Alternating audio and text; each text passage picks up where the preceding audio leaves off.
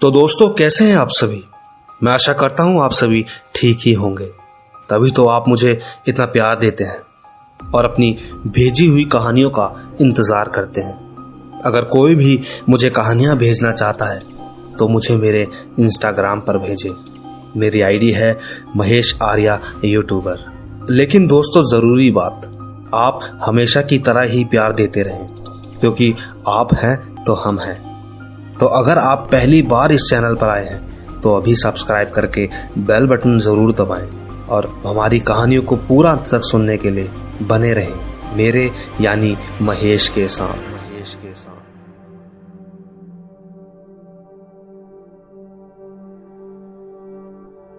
दोस्तों, यह कहानी एक दशरथ वैष्णव नाम के शख्स की है। उनके पिताजी एक होटल में काम किया करते थे, जहां दशरथ अक्सर अपने पिताजी के साथ जाया करता था। उसे वहां जाना बेहद पसंद था, क्योंकि वहां उसे अब सब जानने लगे थे।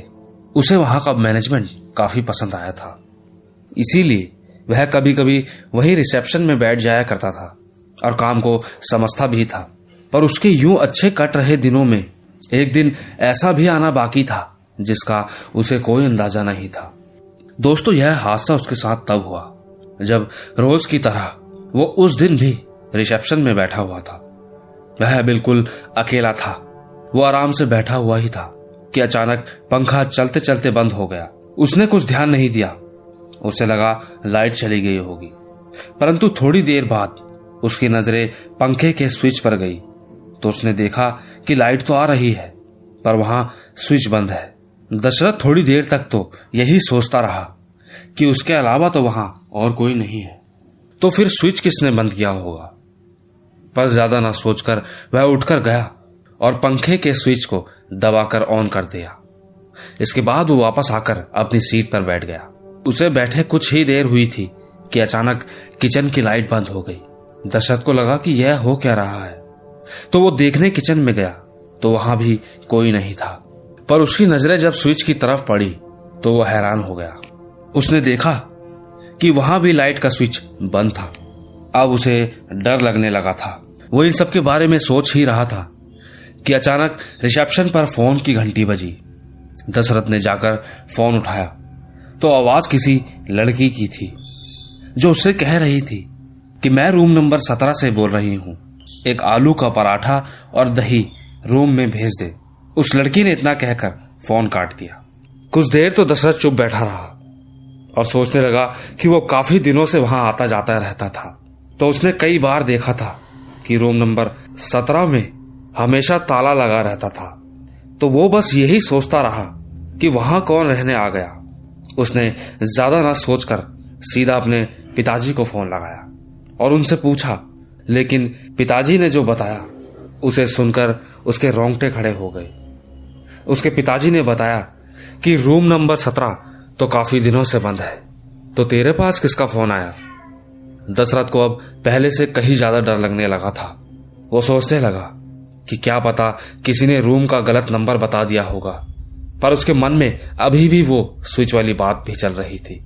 थोड़ी देर वह बैठकर यही सोचता रहा कि यह हो क्या रहा है। दशरथ बैठकर सोच ही रहा होता है कि होटल का मैनेजर उसके पास आता है और कहता है कि सर, रूम नंबर 20 से फोन आया है, शायद वह कुछ ऑर्डर कर रहे थे, यहाँ कोई नहीं है, तो एक बार प्लीज आप देखकर आ जाओ। दशरथ ने भी सारी बातों को साइड रखकर ऊपर जाना ही ठीक समझा और वो जैसे ही फर्स्ट फ्लोर तक पहुंचा तो उसने वहां जो सुना और जो देखा, उसकी आंखें खुली की खुली रह गई। उसे वहां बहुत से लोगों की आवाज सुनाई देने लगी जो उसका नाम लेकर उसे बुला रहे थे। दशरथ घबराकर एकदम से वापस नीचे की तरफ भागा, पर वो आवाज अभी भी उसे सुनाई दे रही थी। वो समझ चुका था कि यहां कुछ तो है, पर वो उस समय बस वहां से निकलना चाहता था। वो भागकर नीचे की तरफ गया तो उसने देखा कि मैनेजर तो अभी उसके पिताजी के साथ बाहर से आ रहा था। ये सब देख वो हैरान था। उसने ये सारी बातें अपने पिताजी को बताई तो उन्होंने बताया कि होटल के मैनेजर और वो सुबह से ही उसके साथ थे, तो तुम्हें ऊपर जाने के लिए किसने कहा। दशरथ के चेहरे पर वो डर साफ साफ दिखाई दे रहा था। वहां पर खड़े और भी लोगों ने उसकी बातों को सुना। उन्हें भी लगा कि कुछ तो जरूर है यहाँ। इसके बाद उन्होंने एक पंडित को बुलवाया उस पंडित ने पूरे होटल को गंगा जल से पवित्र किया। पवित्र करने के बाद उन्होंने बताया कि जिस जगह पर यह होटल बना है, आज से कई साल पहले यहाँ एक बस्ती हुआ करती थी, जहाँ कुछ लोगों की किसी कारणवश मृत्यु हो गई थी, जिनकी आत्मा यहाँ आज भी भटकती थी। उन्होंने बताया कि अब सब ठीक है। लेकिन दोस्तों, दशरथ इतना डर गया था कि उस दिन के बाद से वो कभी भी अपने पिताजी के होटल में जाने की हिम्मत नहीं कर पाया। उसके अंदर वह डर अब भी कहीं ना कहीं रह गया था। आइए दोस्तों, चलते अपनी दूसरी कहानी की तरफ। दोस्तों, अक्सर कहा जाता है कि भूत प्रेत अक्सर ऐसे इलाके में ज्यादा होते हैं जहां पर लोग चलता रास्ता छोड़ देते हैं। उसके बाद उस रास्ते पर शैतानी शक्तियां अपना स्थान बना लेती हैं और वहां से आने जाने वाले इंसानों को इशारा करती हैं, डराया करती हैं। ऐसा अक्सर गांव के इलाके में ज्यादा होता है, जहां पर लोग रात के अंधेरा होने से पहले ही अपने घरों में घुस जाते हैं, क्योंकि उनका मानना होता है कि रात के अंधेरे में शैतानी शक्तियां होती हैं, जो किसी को अगर दिखाई दे जाएं तो वह बहुत मुश्किल से बच पाता है। इसी के चलते ठीक ऐसा ही एक हादसा मैं आपके सामने लाया हूं, जो कि एक ऐसे व्यक्ति का है जिसने अपने खेलने कूदने की उम्र में ही ऐसी चीज देख ली जिसे वह कभी भूल नहीं पाया। दोस्तों, यह कहानी लखनऊ में रह रहे केशव पांडे की है, जो कि अपने 13 साल की उम्र में ही ऐसी चीज से टकराए जो कि काफी भयानक थी। यह उन दिनों की बात है जब 13 साल का केशव और उसकी एक छोटी बहन जिसकी उम्र 9 साल की थी, उन दिनों वह अपने रिश्तेदारों की शादी में गांव आए थे और हर रोज की तरह उस दिन भी केशव और उसकी छोटी बहन घर से थोड़ी दूर बाहर खेल रहे थे। उस समय गांव में ज्यादातर लाइट जाती रहती थी कि अचानक लाइट चली गई। थोड़ा थोड़ा अंधेरा भी हो रहा था, तो डर के मारे केशव की बहन केशव के पास आ गई। उसे बहुत ज्यादा डर लग रहा था। केशव ने सोचा कि उन्होंने अब बहुत खेल लिया है, अब वह घर की तरफ चलते हैं, क्योंकि लाइट भी चली गई थी, जिसकी वजह से अब उसकी छोटी बहन बहुत डरने लगी थी। केशव ने अपनी जेब से फोन निकाला और उसकी टॉर्च जलाकर घर की तरफ बढ़ ही रहा था कि अचानक उसने जो देखा वो चौंक गया और वहीं का वहीं जम के रह गया। उसके फोन के टॉर्च के सामने एक बड़ा सा आदमी खड़ा था, जिसके सर पर चाकू गड़ा हुआ था। वो केशव को देखकर जोर जोर से हंस रहा था। ये देख केशव की बहन बेहोश हो गई। वो शैतान केशव की तरफ बढ़ ही रहा था कि केशव जोर से चिल्लाने लगा। उसकी आवाज सुनकर उसकी माँ और रिश्तेदार सभी उसकी तरफ दौड़े। देखते ही देखते वो शैतान अचानक गायब हो गया। इसके बाद केशव ने सारी बात अपनी माँ को बताई, तो गांव के लोगों ने वहां जगह जगह पर आग लगा दी, जिसके डर से वह शैतानी शक्तियां वहां से दूर रहे। कुछ देर बाद सब कुछ ठीक हो गया। केशव और उसकी बहन उस दिन बच गए थे, लेकिन उनके मन से वह डर आज तक कभी गया नहीं। इसके बाद भी केशव और उसकी बहन बहुत बार गांव आए, पर अंधेरा होने से पहले ही वो घर के अंदर चले जाते हैं। वैसे वो काफी बड़े हो गए हैं, पर आज भी उनके सामने भूत प्रेत की बात होती है तो उन्हें यह किस्सा आज भी याद आ जाता है, जिससे वो काफी डरे हुए थे।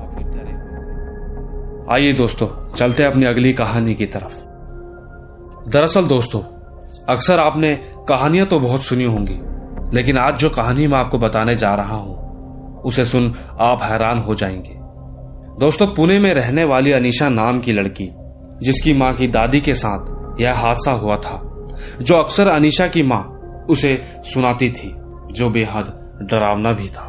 दोस्तों, ये बात बहुत साल पहले की है, जब अनीशा के मां के दादाजी एक ऑटो रिक्शा चलाया करते थे और बहुत ही मेहनत से काम कर रहे थे। उस समय वह कोलकाता के एक छोटे से गांव में रहते थे, जहां पर अक्सर रात के समय कई हादसे होते रहते थे, जिसे सुनकर लोगों के मन में पहले से ही बहुत डर पैदा हो चुका था। इसीलिए गांव के लोग 7 बजे से पहले ही अपने घरों में चले जाते थे। इसके बाद वहां काफी सुनसानी हो जाती थी। हमेशा की तरह अनीशा की मां के दादाजी 7 बजने से पहले ही घर वापस आ जाते थे, परंतु कहते हैं ना, जब समय खराब होता है तो इंसान कहीं ना कहीं फंस ही जाता है। अनीशा की मां के दादाजी को भी इस बात की बिल्कुल खबर नहीं थी कि उनके साथ क्या होने वाला था। एक रात वह बेहद घबरा गए क्योंकि समय 7 बजे से ज्यादा हो गया था, इसलिए वह बस जल्दी से अपने घर पहुंचना चाहते थे। उस वक्त वह काफी तेज रिक्शा चला रहे थे, परंतु होनी को कौन टाल सकता है। उन्हें जिस बात का डर लग रहा था वही हुआ। रास्ता काफी सुनसान हो चुका था। पूरे रास्ते में एक वो अकेले ही थे जो कि बाहर थे। उन्हें डर भी काफी लग रहा था, पर वह जल्दी से जल्दी अपने घर पहुंचना चाहते थे। वो लगातार रास्ते की तरफ बढ़ ही रहे थे कि अचानक उनकी नजर सामने चलती हुई एक औरत पर पड़ी। वह हैरान हो गए। उन्होंने देखा कि एक औरत जो हाथों में सामान लिए अकेले आगे बढ़ रही थी। उन्होंने पहले सोचा कि वह ऑटो नहीं रोकेंगे, पर वह दिल के बहुत अच्छे थे, तो उन्होंने सोचा कि आगे तक छोड़ देंगे। अकेली बेचारी कैसे जाएगी। उन्होंने उस औरत के सामने रिक्शा रोका और पूछा कि कहाँ जाना है बहन जी। उस औरत ने कहा बस थोड़ा आगे और छोड़ दो। वो औरत ऑटो में आकर बैठ गई और रिक्शा फिर से चल पड़ा। वो थोड़ी आगे चले ही थे कि एक व्यक्ति उन्हें और दिखा। उन्होंने रिक्शा रोका और उससे पूछा कहाँ जा रहे हो भाई साहब। उसने जवाब दिया बस थोड़ा आगे। उन्होंने कहा बैठ जाओ, मैं भी आगे ही जा रहा हूं। उस आदमी के बैठ जाने के बाद अब उन्हें डर थोड़ा कम लग रहा था, क्योंकि उनके साथ अब 2 लोग थे जो कि आगे तक उनके साथ चल रहे थे। पर दोस्तों उन्हें क्या पता था कि वह अभी भी अकेले ही थे। दोस्तों रिक्शा चल ही रहा था कि अचानक उस औरत ने रिक्शा रोकने के लिए कहा और बोली मेरा सामान पीछे गिर गया है, रुको मैं लेके आती हूं।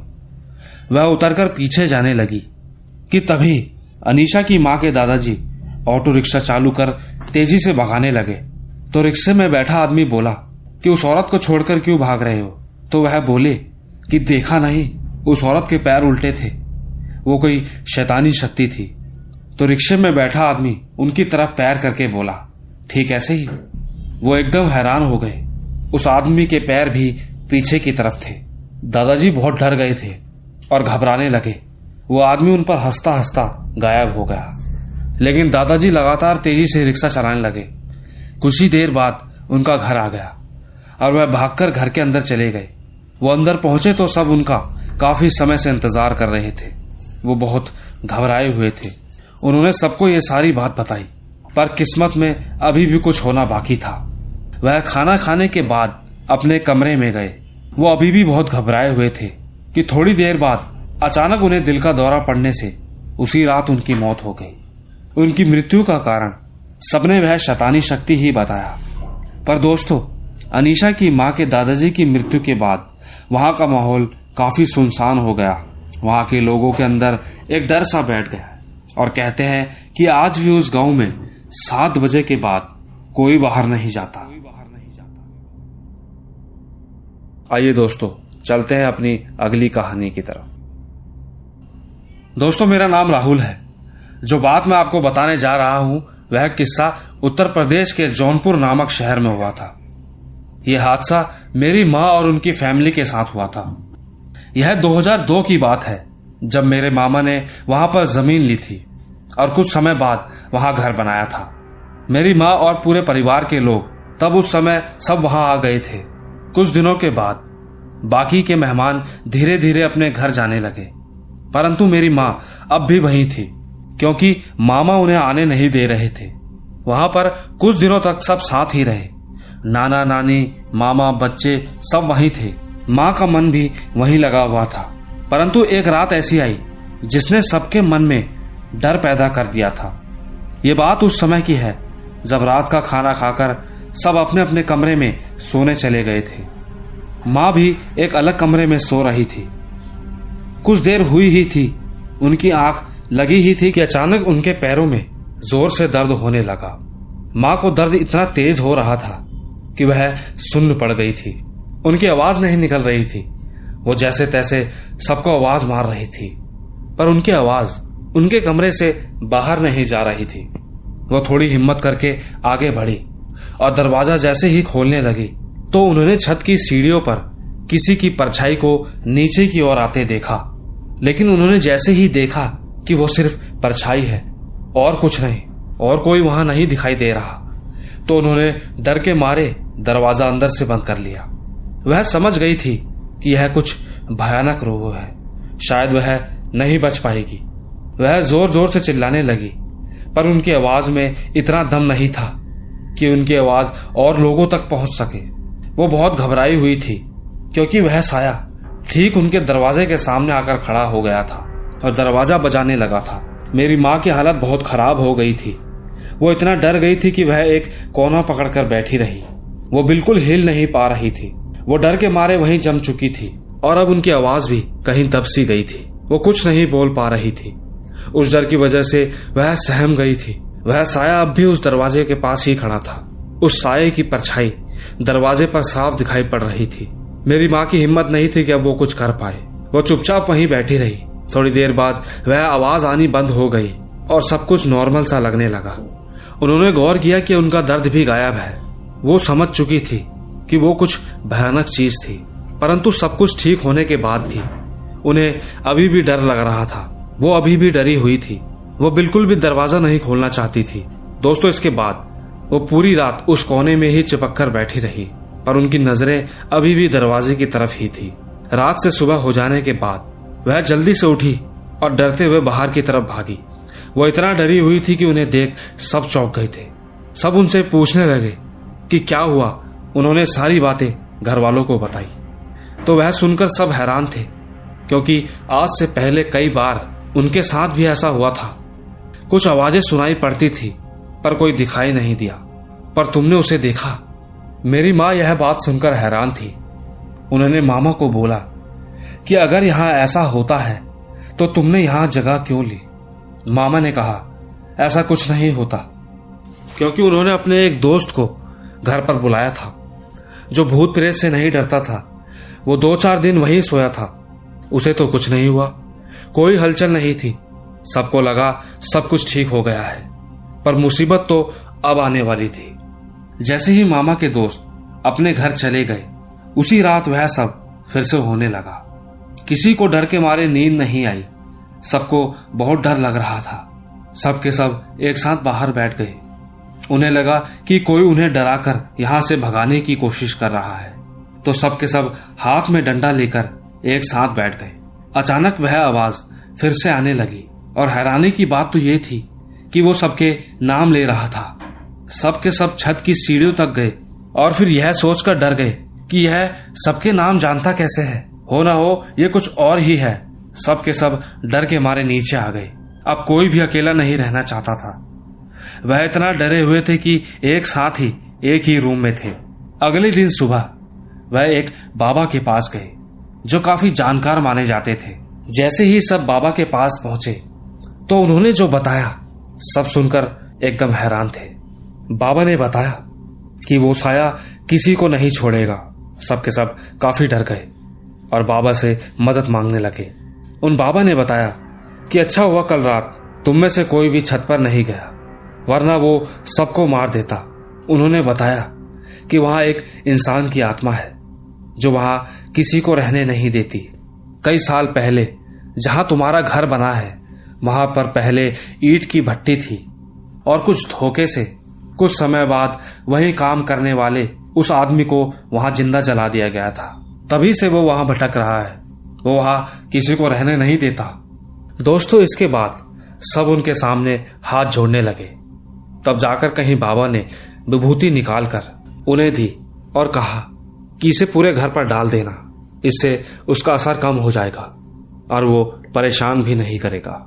इसके बाद उन्होंने जैसा बताया ठीक वैसा ही किया। कुछ दिनों में सब कुछ ठीक लगने लगा। धीरे धीरे करके सब इस बात को भूल गए, पर मेरी माँ ने उसे काफी करीब से देखा था, जिसकी वजह से वो उस घटना को कभी भूल नहीं पाई। और आज भी जब वो बात बताती है तो उनके रोंगटे खड़े हो जाते हैं। वो अभी भी उस दिन को सोचती है तो बहुत ज्यादा डर जाती है। आइए दोस्तों, चलते हैं अपनी आखिरी कहानी की तरफ। आइए सुनते हैं। दोस्तों, जाने अनजाने में हम कभी कभी ऐसी गलती कर जाते हैं जिसका परिणाम हमें पता नहीं होता, जिससे कि बाद में हमें काफी ठेस पहुंचती है। दोस्तों, जो बात मैं आपको बताने जा रहा हूं वह औरंगाबाद महाराष्ट्र में ओमकार और उसके कुछ साथियों के साथ घटित है। यह उस समय की बात है जब ओमकार अपनी 10वीं की परीक्षा खत्म करके जेईई कोर्स की तैयारी शुरू कर दी थी, जिसके लिए उसने ट्यूशन भी लगवा लिया था। शुरू शुरू में वह बिल्कुल अकेला था, परंतु बाद में वहां उसके कुछ और दोस्त बन गए, जिससे कि उसका मन लगने लगा। वो सबके सब आपस में घुल मिल चुके थे, जिसकी वजह से ओमकार काफी खुश था। शुरू शुरू में सब कुछ ठीक चल रहा था, परंतु बाद में कुछ ऐसा हुआ जिसने ओमकार और उसके दोस्तों की जिंदगी ही बदल दी थी। दोस्तों, दरअसल उनके ट्यूशन के पीछे एक पहाड़ी थी, जहां अक्सर वह ट्यूशन के बाद जाया करते थे। वह जानते थे कि उस पहाड़ी से पहले एक कब्रिस्तान पड़ता है, जो काफी डरावना था। वह ये भी जानते थे कि उन्हें उस रास्ते से नहीं जाना चाहिए, परंतु फिर भी वह जाया करते थे। वह अक्सर वहां पर जाकर बहुत सी मस्तियां करते थे, लेकिन उन्हें इस बात की खबर नहीं थी कि वह अपनी इन्हीं मस्तियों के कारण एक दिन बहुत बड़ी मुसीबत में फंसने वाले थे। यूं ही दिन कटते रहे और एक दिन ओमकार के एक दोस्त ने कहा कि वहां रात को चलेंगे। पहले तो सब मना करने लगे, परंतु अभी भी उनके अंदर मस्ती चल रही थी, इसलिए उन्होंने जाने का प्लान बना ही लिया। वो सारे दोस्त उसी दिन रात के समय उसी पहाड़ी की तरफ जाने लगे। ओमकार का एक दोस्त भूत प्रेत से काफी डरता था। पहले तो वह आने के लिए मना करने लगा, परंतु बाद में वह इसलिए मान गया क्योंकि उसके दोस्त उसके साथ थे। वह जैसे ही पहाड़ी की तरफ चलने लगे तो रास्ते में वही कब्रिस्तान आया, जिस रास्ते से अक्सर वह जाया करते थे। दिन के समय वह कभी उस कब्रिस्तान के रास्ते से नहीं डरे, परंतु रात के समय वही रास्ता काफी भयानक और सुनसान दिखाई पड़ रहा था। ओमकार के कुछ दोस्त मिलकर अपने उस दोस्त को डराने लगे, जो भूत प्रेत के किस्से सुनकर डरा करता था। वह सब मिलकर अजीब अजीब सी आवाजें निकाल रहे थे और बाद में वह उस पर हंसकर उसका मजाक बना रहे थे। जैसे तैसे वह पहाड़ी तक पहुंच गए और वहां जाकर आराम से बैठ गए। वो सब हंसी मजाक कर ही रहे थे कि अचानक से वहां पर किसी के हंसने की आवाज आई और वो सब के सब एकदम शांत हो गए। वह आवाज किसी औरत की थी। सब के सब थोड़ा घबरा गए, पर वह एक साथ थे तो खुद को दिलासा देने लगे। वो सब मिलकर उस दिशा की ओर जाने लगे जहां से वो हंसने की आवाज आ रही थी। जब सब वहां पहुंचे तो उन्होंने देखा सामने एक बूढ़ी महिला बैठी थी। उनमें से एक लड़के ने कहा कि तुम यहाँ क्या कर रहे हो, परंतु वह औरत उनकी बात का जवाब नहीं दे रही थी और लगातार अभी भी हंस रही थी। उन सबको अब डर लगने लगा था। वह औरत अपना सर नीचे की तरफ झुकाकर बैठी थी, इसीलिए वह उसकी शक्ल नहीं देख पा रहे थे। जैसे ही उन्होंने फोन का टॉर्च लगाकर देखा तो वह हैरान हो गए और उसी जगह पर जाम पड़ गए। उस औरत की आंखों में से खून बह रहा था, जिससे वह समझ गए कि यह कोई साधारण महिला नहीं बल्कि कोई प्रेत है।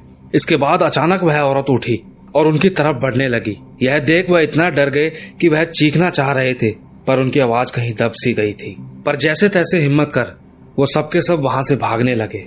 वो सब एक ही दिशा में भाग रहे थे, परंतु उन्हें उस औरत की हंसने की आवाज लगातार सुनाई दे रही थी। वो लोग भागते भागते जैसे तैसे कब्रिस्तान तक पहुंचे तो उनकी नजर कब्रिस्तान की तरफ गई तो उन्होंने जो देखा वह देख सबके सब सन्न पड़ गए थे। वही औरत उसी कब्रिस्तान के बाहर बैठी दिखाई दी, जिसे देख उनका डर अब और ज्यादा बढ़ने लगा था। वह अब बस किसी तरह वहां से निकलना चाहते थे, इसीलिए वो जल्दी से भागने लगे। भागते हुए जैसे तैसे करके वो पहाड़ी से नीचे आ गए और वह जाकर अपने ट्यूशन की सीढ़ियों पर बैठ गए। परंतु वह डर अभी भी उनके अंदर था जहां से वह अपनी जान बचा कर आए थे। उन्हें वहीं बैठे बैठे सुबह हो चुकी थी। वह घर से अपने अपने दोस्तों के घर जाने का बहाना बनाकर आए थे, इसीलिए वह किसी के घर नहीं जा पाए, जिसके कारण वह पूरी रात अपने ही ट्यूशन की सीढ़ी पर बैठे रहे। सुबह होने के बाद जब क्लास शुरू हुई तो वो वहीं से क्लास में जाकर बैठ गए। दोस्तों, वह किसी को इस घटना के बारे में बता तो नहीं पाए, परंतु वह अंदर ही अंदर घबरा चुके थे। ये सब कुछ उनके दिमाग से निकलने में थोड़ा वक्त लगा, परंतु वह अभी भी इतना डरे हुए थे कि उन्होंने दोबारा उस पहाड़ी में जाने की हिम्मत नहीं करी। दोस्तों, आज इस घटना को काफी समय हो चुका है, परंतु आज भी वह उस दिन को कभी भुला नहीं पाए। तो दोस्तों, यही थी हमारी आज की कहानियां। आशा करता हूं आपको जरूर पसंद आई होगी। दोस्तों, अगर कहानियां आपको अच्छी लगी तो इसे लाइक, शेयर और कमेंट जरूर करें। मैं आपको जल्द ही मिलूंगा अगली कहानियों में। तब तक के लिए बाय बाय।